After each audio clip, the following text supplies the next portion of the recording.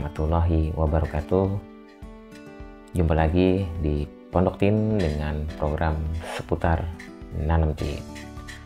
Kali ini kami akan bahas tentang pengalaman kami, beberapa teman atau kolega atau apa yang datang ke rumah, atau saya sedang main ke rumah beliau. Itu beberapa kali mendapatkan langsung bahwa wah, tanaman saya banyak semutnya nih, makanya mati. Wah, ini semutnya cara ngilanginnya gimana nih? Nah, hal tersebut ternyata ada yang perlu diluruskan menurut kami. Jadi disinilah kami akan bahas tentang semut itu adalah kawan, bukan lawan, khususnya untuk pohon tin ya. Karena pengalaman kami itu beberapa yang menyatakan bahwa semut itu hama itu memang mereka yang memang baru mulai belajar gitu, atau mungkin mereka yang taunya ada hama, beli pestisida langsung di aplikasi dan selesai semutnya gitu. Padahal tidak sederhana itu. Nah, di sini kami ingin bahas tentang manfaat semut. Sebenarnya manfaat semut itu sangat banyak. Jadi kalau misalnya kita melihat semut di tanaman kita, kemudian kita iseng gitu, kita lihat kemana sih arah semut ini, itu seringkali semut itu akan masuk ke dalam tanah dan membuat lubang-lubang. Dan jika kita perhatikan, tanah tersebut itu menjadi seperti pasir gembur, dan hal tersebut pun membuat sirkulasi air serta kesuburan tanah meningkat.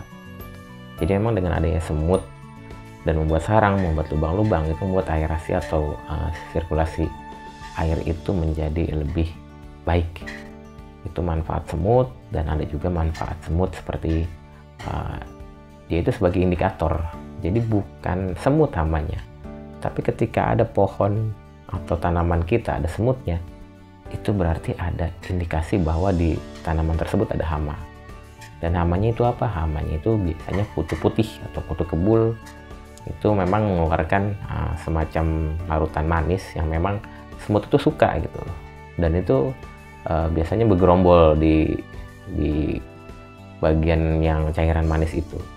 Dan kami pun sering menemukan di pohon tin. Nah, jadi memang semut itu sebagai indikator, tapi bukan hamanya. Dan manfaat lagi itu sebagai semut itu kita sering lihat di komposter atau di tempat-tempat yang pembusukan sampah organik. Itu kemudian dia membawanya ke sarang. Dan tanpa kita sadari, ketika sisa-sisa sampah organik tersebut dibawa ke dalam sarang, sarangnya di bawah tanah, dan tanah itu menjadi subur karena proses pembusukannya berjalan dan nutrisi di tanah tersebut akan semakin banyak.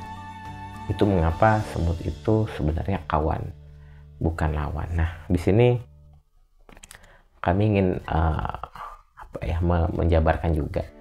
Memang kami pun mengalami hal serupa jika di pohon tin atau pohon tanaman hias kalian atau tanaman tin kalian itu memang menyebalkan jika ada kutu putih yang bergerombol, dan kemudian semut di sekitar tersebut mengelilingi, karena memang semut itu membutuhkan cairan manis dari kutu putih itu.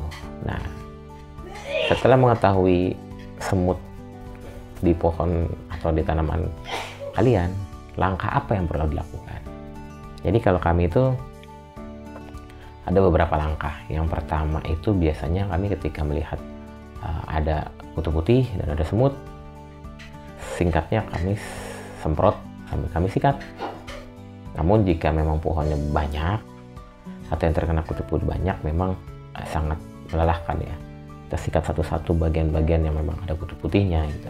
Dan itu juga bisa kembali lagi gitu. Nah, itu salah satu yang kami lakukan. Yang kedua itu jika memang dia intens datang lagi. Paling mudah biasanya kalau misalnya kami membuat sambal, itu kami ambil sedikit, kemudian kita aduk di air dan kemudian kita semprot di bagian bawah daun. Itu pun bisa membuat durasi semut, bukan semut maksudnya, kutu putih itu nanti datangnya lebih lama, walaupun tidak menghilangkan. Dan yang ketiga, yang paling sering kami lakukan biasanya tempat kutu putih itu biasa di daerah lembab. Jadi kalau misalnya kita perhatikan itu dia biasa di bawah daun besar atau di bagian apa namanya yang tertutup daun-daun di bagian selah-selah batang. Nah, biasanya kami melakukan pruning, baik itu pruning daun ataupun pruning batang. Jadi ketika di pruning, paparan sinar matahari merata, itu biasanya kutu putih tidak akan bersembunyi di sana dan semut pun tidak akan datang. Nah, yang antisipasi yang menurut kami paling ideal sebenarnya mengusahakan agar di kebun atau taman kita ada hewan kepik.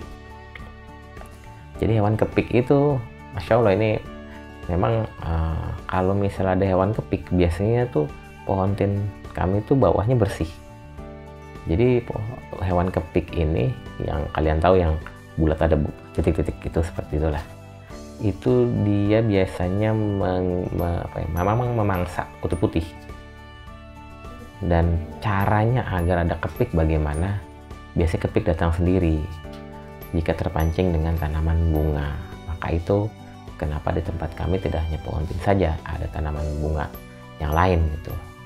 Sebenarnya fungsinya untuk menyeimbangkan ekosistem.